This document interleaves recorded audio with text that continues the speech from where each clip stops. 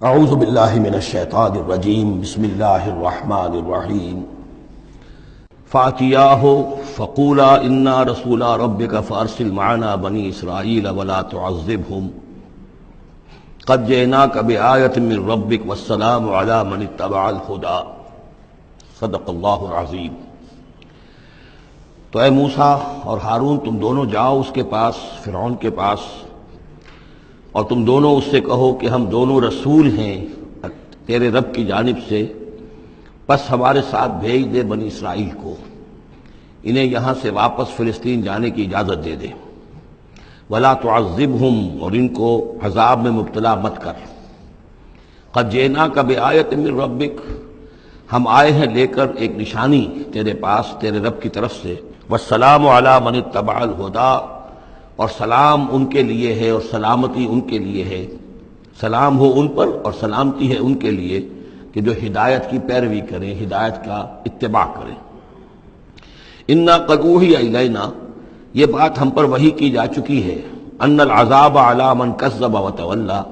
کہ جو شخص جھٹلائے گا اور منہ پھیر لے گا اس پر عذاب آئے گا۔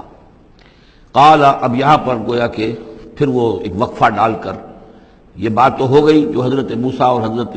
ہارون علیہ السلام کو اللہ تعالیٰ نے احکام دیے۔ اب حضرت موسیٰ اور ہارون پہنچ گئے ہیں، یہ سارا پیغام انہوں نے فرعون کی یہ دربار میں پیش ہو کر اللہ تعالیٰ کا یہ پیغام پہنچا دیا ہے۔ اب اس کا جواب جو ہے فرعون کا وہ کیا ہے؟ قال فمن ربکم یا موسیٰ،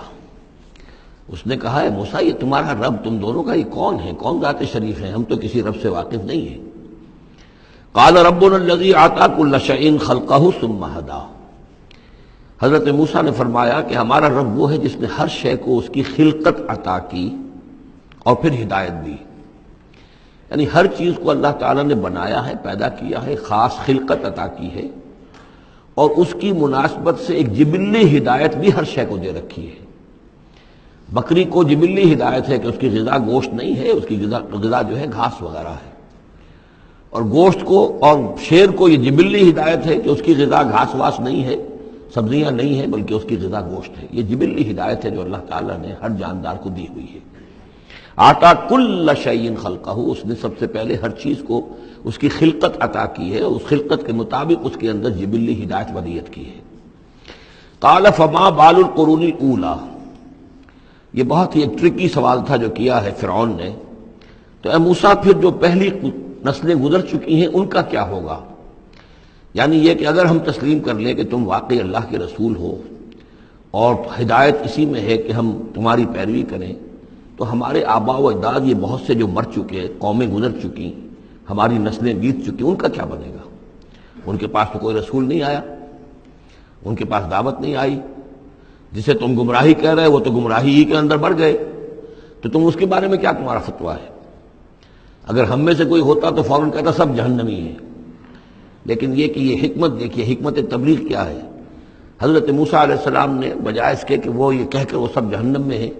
تو ان کے اندر ایک جو عصبیت ہوتی ہے، حمیت ہوتی ہے، عصبیت ہوتی ہے، اس کو بھڑکنے کا موقع دیں۔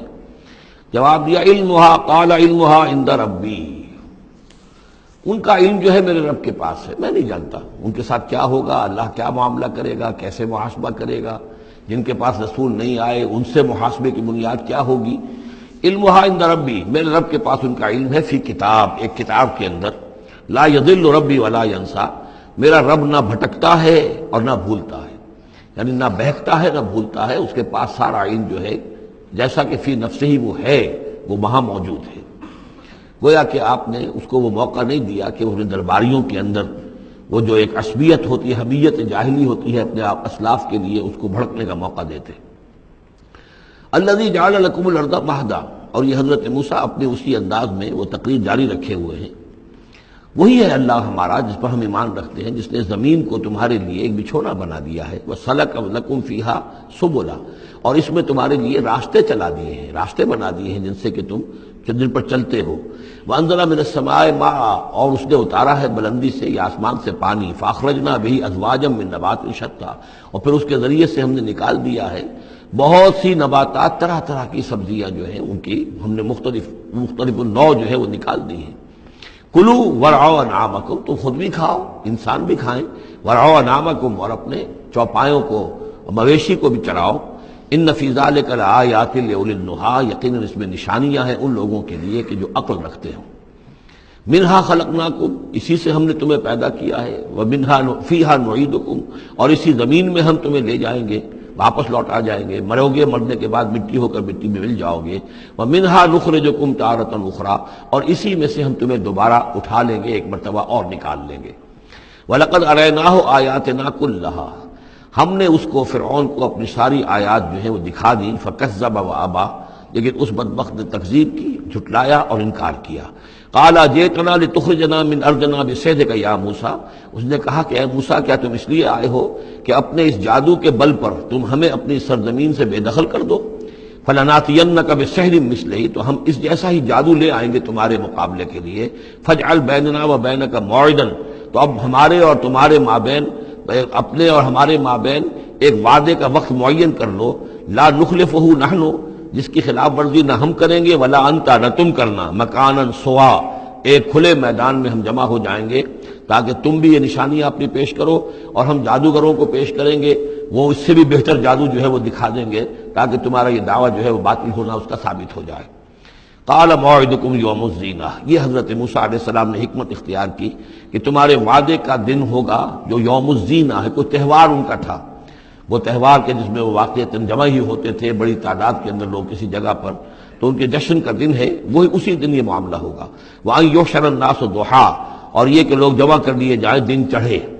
یہی دحا کا وقت وہ ہے کہ جس میں ہماری عیدوں کی نمازیں ہوتی ہیں، عید الفطر ہے، عید الاضحیٰ ہے، تو یہ جب ذرا دھوپ تھوڑی سی اٹھ جائے تو اس وقت جو ہے یہ، تو اس وقت لوگوں کو جمع کر دیا جائے۔ فَتَوَلَّىٰ فِرْعَوْنُ، تو اب فرعون نے رخ پھیرا، یعنی یہ کہ اب اس نے، ظاہر بات ہے بات جب طے ہو گئی حضرت موسیٰ علیہ السلام کے ساتھ، تو اب اس نے پھر توجہ اپنی کی، فَجَمَعَ كَيْدَهُ ثُمَّ أَتَىٰ، اس نے اپنی ساری چال جمع کر لی، یعنی جو بھی اچھے سے اچھے جادوگر، ماہر جادوگر جو بھی پورے مملکت میں تھے، دور و دراز سے ان کو جمع کر لیا۔ ثم اتا، اب وہ مقابلے میں آیا۔ قال لهم موسیٰ ویلکم، حضرت موسیٰ علیہ السلام نے پھر انہیں انذار کیا، انہیں خبردار کیا، تمہاری بدبختی، لا تفتروا علی اللہ کذبا، دیکھو اللہ پر جھوٹ مت گھڑو، جو کچھ میں پیش کر رہا ہوں یہ جادو نہیں ہے کہ تم میرے مقابلے کے لیے جادوگروں کو لے آئے ہو۔ فیسحتکم بعذاب، کہ اللہ تعالیٰ تمہیں غارت کر دے کسی عذاب کے ذریعے سے۔ وقد خاب من افترا، اور جو کوئی بھی اللہ پر افترا کرتا ہے وہ تو ناکام ہوتا ہے۔